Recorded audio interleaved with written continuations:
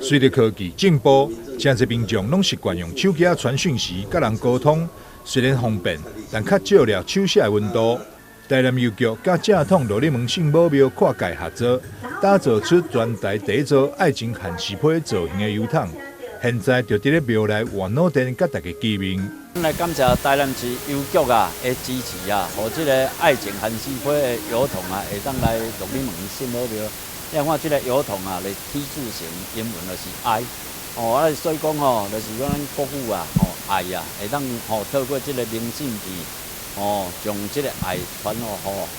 个全世界，大家拢会当知安尼就对啦。市府民政局副局长吴明熙、云嘉南国家风景管理处处长陈玉川、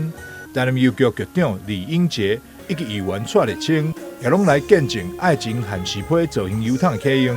并体验写批，寄出家己的爱情汉诗批。社会如果有爱，会很和谐那家庭如果有爱，就会很幸福。那今天的主题爱情汉诗批这个批到家人，我们就会很幸福其实手写的还是比较有温度的，所以我们每年的邮局在每年的母亲节、父亲节都会在国小或国中办理相关类似的寄信，用手写寄给父母感恩的一些活动。我想我们也是跟我们王主委一样对于传统的一些文化，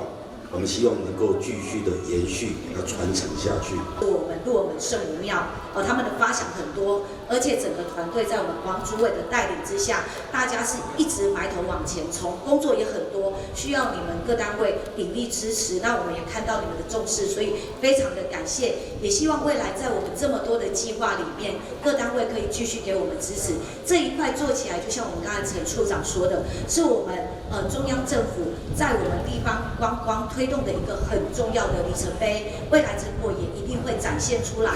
正统罗里门圣母庙指出，台南虽然有庙宇推出玩脑邮局，但拢是自济用来寄玩脑书文。庙方这次历经1冬多时间，甲台南邮局讨论设计，首度结合玩脑信用甲爱情邮筒，打造全台第一座爱情汉诗批邮筒，为前来祈求良缘的男女团爱。